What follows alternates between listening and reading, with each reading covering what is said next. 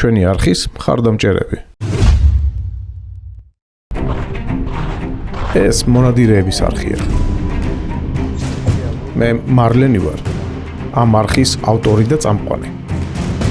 ვნადირობ, სადაც დაშვებულია ყველგან და ყველაფერზე, კანონის ფარგლებში. ვეძებ, ვეცნობი და ვიღებ თქვენთვის საინტერესო, გამორჩეული ისტორიების და უნარჩვევების მქონე ხალხს. ეს არხი მონადირეებისაა. Adventures Live Geo. მეგობრებო, მოგესალმებით ყველას პატივისცემით. მოგესალმებით ყველას. სად ვართ? სად ვართ და ჩვენ სასროლეთზე ვართ. მოდი არ გავამჟღავნოთ. კი ბატონო. სად ვართ კონკრეტულად? მოკლედ, რას ვაპირებთ, მაშინ მოდი ისავთქვათ. მოკლედ, ასეთი კარაბინი გვაქვს დღეს გასატესტად. ამ იარაღზე გვაქვს გადაღებული ჩვენ ვიდეო, სროლები არ იყო გადაღებული. ეს არის მონზა 308 კალიბრზე თურქული შაშხანაა, კარაბინი ოფრსოლით მოკლულიანი. ნურები გაკეთებული გვაქვს და განხილვაც გაკეთებული გვაქვს. დღეს ვფიქრობ პრაქტიკული სრულები მინდა რომ გავაკეთოთ ამ იარაღიდან. რეალური შესაძლებლობები რომ გამოვავლინოთ იარაღის. ესეთი მჭიდი აქვს, რომელიც არის 4 ხვაზნიანი. ევროპული ვარიანტია. ევროპული ვარიანტია, სანადირო შაშხანაა. ამ შაშხანას რაც წერია დახასიათებაში საშუალო მანძილებზე სასრულად არის განკუთვნილი. პიკატენის ზელსიც არის. საშუალო მანძილი რა არის? საშუალო მანძილი არის ტყეში ტყიანში, მაგრამ 150 მეტრი 200 მეტრის მანძილზე. და ოპტიკას თუ დავაყენებთ, ეს მანძილი ორჯერ სამჯერ იზრდება. გააჩნია ოპტიკას, როგორ ოპტიკას მოვაყენებთ. ოღონდ ეს არ ნიშნავს, რომ მხრიდან გასროლით მოხდება მანძილების დაფარვა, ესეთ კონდა სტაციონარიდან, გარემდგომარეობიდან, მაგრამ რეალურად რა შესაძლებლობები აქვს, მე როგორ პრაქტიკა გვაჩვენებს რა. გასაგები ხდება. ქართულად უწერია მაგალითად რამდენ მოასაკეთებს? არა, ეგ მონაცემები არა აქვს. არა, მე ვერ ნახე ყოველ შემთხვევაში შეიძლება საერთოდ რაღაც იყოს. იარაღს აქვს სამიზნე მოწყობილობები, მშრალი სამიზნე მოწყობილობები. ჩამალული აქვს, ნახე მარლენ, შეგინითა აქ, ვარ ჩანს. მაგრამ აპლიკაციას ღარია დატოვებული, სადაც ხდება ამის დამიზნება რა. ეს იარაღი ახლა ქარხნიდან არის პირდაპირ წამოსული, განასწორები იარაღი არ არის. დიახ. უბრალოდ ნახავთ ამის შესაძლებლობებს, რა მივაკრავთ, აგერ ფურცელი გვაქვს და ჯგუფებს ნახავთ, თორე 10-იანში მოხდება თუ 30-იანში მაგას პრაქტიკა გვიჩვენებს, მაგრამ თავარია რომ ჯგუფი ვნახოთ რა და იმ ჯგუფიდან გამომდინარე მე მოხდება უკვე სამიზნეს გადასწორება რა. დრახან მჭიდი გვაქვს 4 ხვაზნიანი, 4 ტყვიან ჯგუფებს ვნახავთ, სამიზნე, რომელიც დევს აი ჩემს წინ პირდაპირ სამკერდა ფიგურაა, მაგრამ ცენტრი მონიშნულია და ნახავთ რა ჯგუფს გააკეთებს, რა შესაძლებლობები აქვს ამ იარაღს. ოღონდ თავარია ჩემ GoPro-ს არ მოარტყა. ხო, თავარი არ მოვუტოთ GoPro-ს. ყურები ხო დაცული გაქვს? კი. საბუნია. გასროლა იქნება, საკმაოდ დიდი ხმა აქვს, ასე რომ მზად იყავით.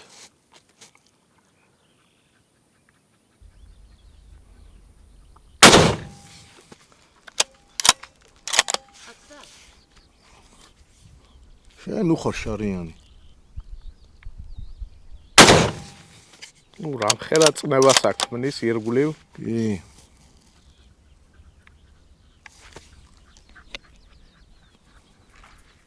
რა არის? არჩი გვიშლის ხელს? აჰა.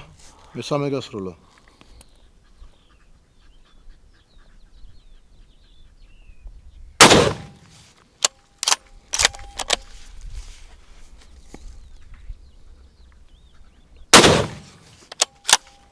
აბა ვნახოთ ახლა ჩვენი ჯგუფი.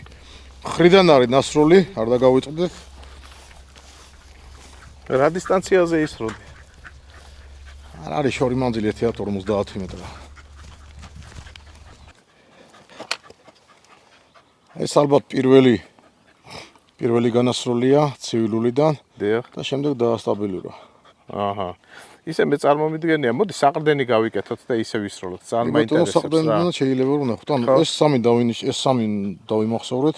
კი ბატონო, ფლომასტერი პრინციპში გვაქვს. ხო, მოვნიშნავ მაგას.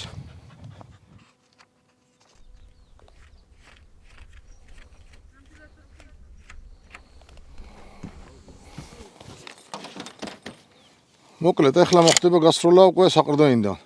გავუფრთხილდით ყურებს.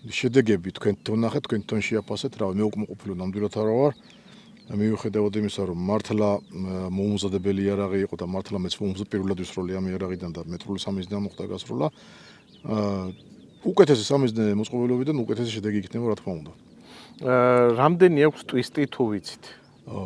308 კალიბრია და ალბათ 1.9 ან 1.10, ზუსტად არ ვიცი. გასაგებია. ალბათ 1.10 ექნება. თუ 1.10 ექნება.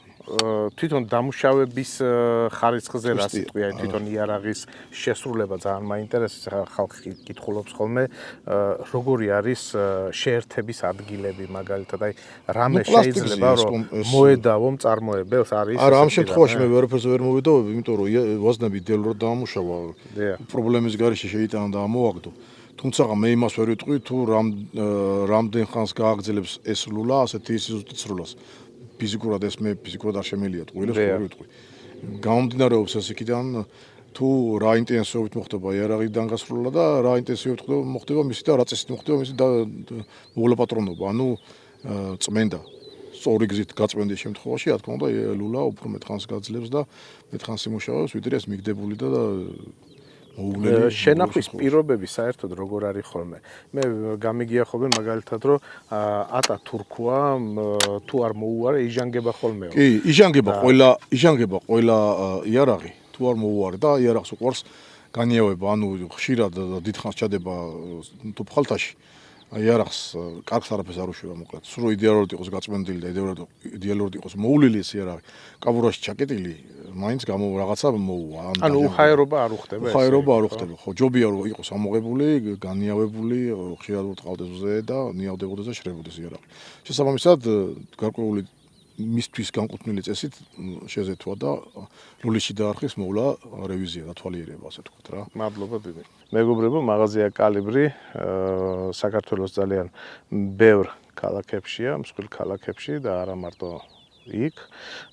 პრინციპში მისამართები შეგიძლიათ ძალიან ადვილად გაიგოთ ნებისმიერ ტელეფონზე დარეკეთ, რომელსაც ნახავთ ამ ვიდეოების ქვეშ წერია ხოლმე. ნახვამდის. არხის გამოწერა არ დაგავიწყდეთ.